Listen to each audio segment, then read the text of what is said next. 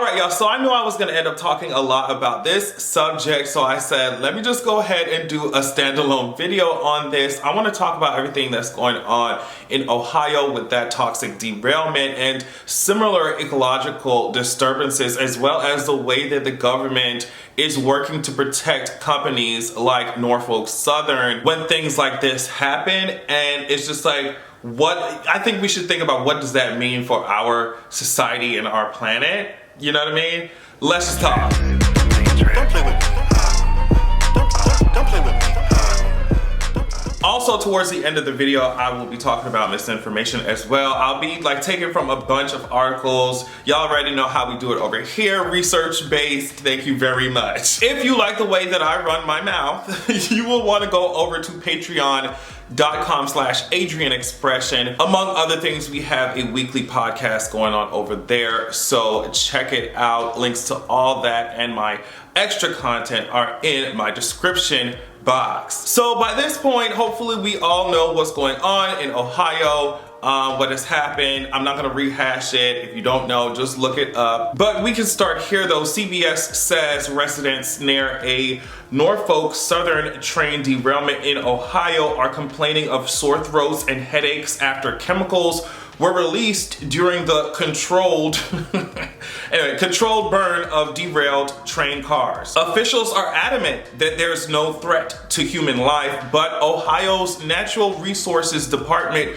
revealed an estimated 3,500 fish were killed. And I mean, you could take 5 seconds and search on any platform, any social media platform, Google anything, and find what these residents there are saying about the way that they feeling, the way that they pets are feeling or not feeling, I guess at this point.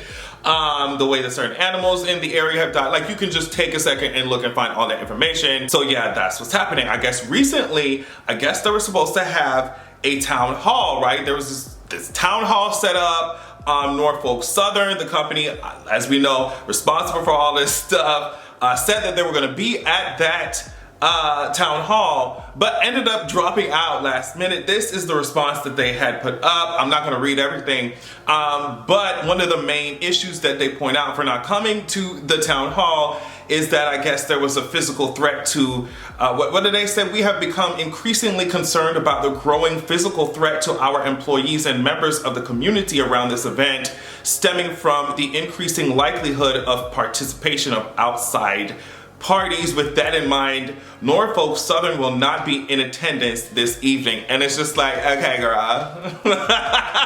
This is like, okay, girl, okay. And it's just like, yes, the employees who didn't ask to have to deal with the idiotic decisions that the higher ups make, you know, of course you want to make sure that they are right and they safe, but it's like, girl, you talk about physical threat, these residents are literally experiencing physical symptoms right now. Like, so what are you talking about? They dropped out that motherfucking event. They say, girl, we are not showing up to the town hall. Y'all want answers, girl? We're gonna have to just engage online or something, girl. I'm like, that is so terrible. That is so terrible. But that's what I'm saying. Like, this is the kind of power that these companies have, and we didn't even get to the kickers yet. So while you just saw that Norfolk Southern said, girl, there's a threat. We're considering the threat to our employees and stuff. This is what Time Magazine, this is a headline from a Time Magazine article.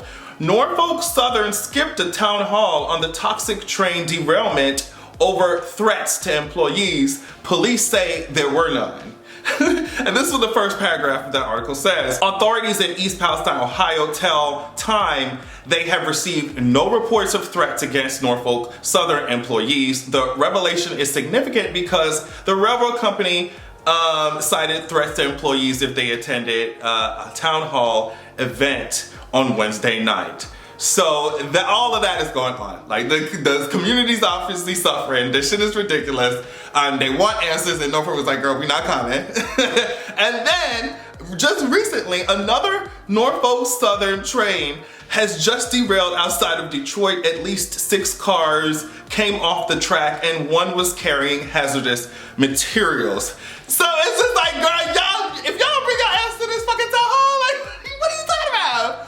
What are you talking talking about? If y'all don't bring y'all ass to this town hall, bitch, we did not give y'all a hall pass. Y'all cannot go to the bathroom. Sit y'all ass in class to answer these questions. What are you talking about? Now, keep in mind, as I said, I talked about this before. Keep in mind, railroad workers / unions and protesters, whatever, warned us about things like this happening. The New Republic says this: the Railroad Workers Union argues that antiquated regulation and corporate malpractice led to the damaging incident, a primary culprit being precision scheduled railroading. They call it PSR. The practice, dubbed by some workers as positive shareholder reaction, manages freight movement by the individual car level as opposed to the whole train, ensuring that train cars are constantly on the move. However, in practice, this has cut jobs, consolidated dispatch centers, and made trains less safe as fewer workers have less time to conduct checks on more trains. So what this essentially means, railroad workers have been saying like, girl, this PSR stuff that corporate is handing down and saying that we gotta do, essentially means more profit for the people at the top. This is what I'm getting from it. More profit for people at the top, more work for people at the bottom, and less workers to do that work, which means less inspections, less thorough inspections, all kinds of shit. But this is the kind of shit, and Biden was fighting against these railroad workers, girl. Like, when they were protesting and trying to speak through their unions and shit, Biden was just like, okay, girl, but y'all go sit y'all ass down. And that's what he said. Now look at this. Biden's Department of Justice is siding with Norfolk Southern. An article from Lever News.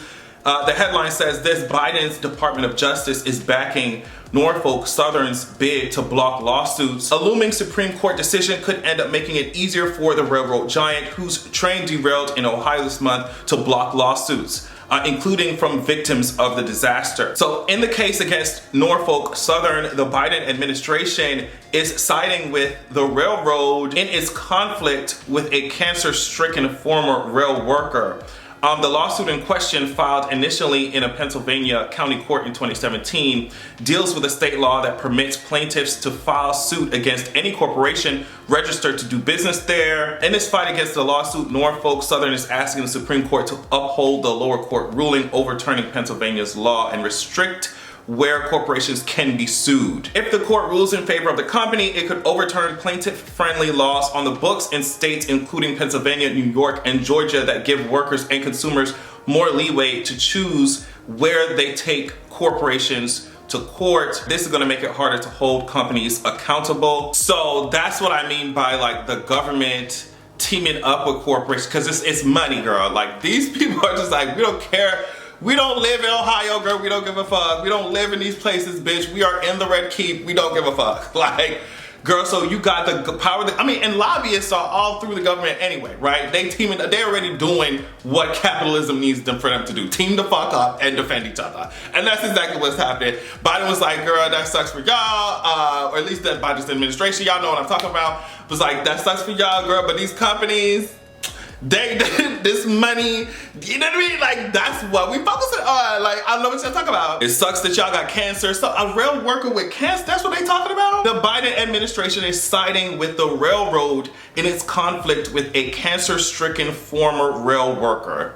It's like, these people, I'm telling you, these people have no motherfucking heart. A cancer-stricken former worker who helped build whatever the fuck your company doing, like, and knowing that these people have money to help to pay whatever, you know what I mean? Y'all could at least pay to make things, right? They don't want to come up off of 1 cent, okay? I mean, America is gonna be America, right? America's been this way for a long time, but like, we have to really consider going forward. I mean, we should have been considering it. I'm sure, you know, generation before me has considered it as well, and before that as well. But like, these motherfuckers are destroying this shit. I mean, destroying this environment, that the only one that we got to live on right now. Like, and they're being backed up by the government so that they will be less likely to be held accountable for this shit legally. It is. Y'all gonna look around and chop down every motherfucking tree and spill oil on every motherfucking blade of grass until there's nowhere else to go, and not even y'all coin can save y'all. Not even your high position in government can save y'all. And that shit is like, y'all really think that we got another planet? Like, these like sci-fi dreams and shit really make y'all think that y'all about to go to Mars and really make it in that barren ass wasteland. Y'all barely can touch the motherfucking moon, bitch.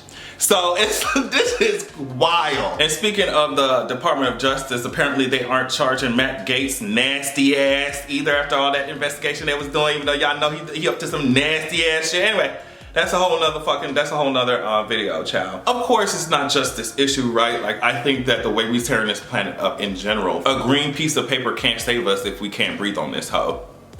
You know what I mean? Numbers in your account, how many yachts you got, is not gonna save you if we cannot take a breath on this hoe. We can't even drink the water in this bitch.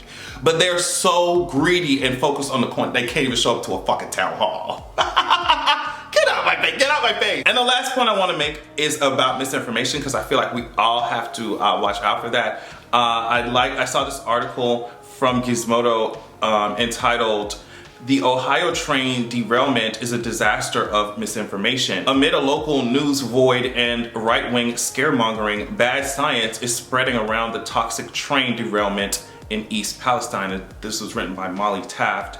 One of the paragraphs says, "Train derailments and spills of toxic substances into waterways happen far more often than people realize.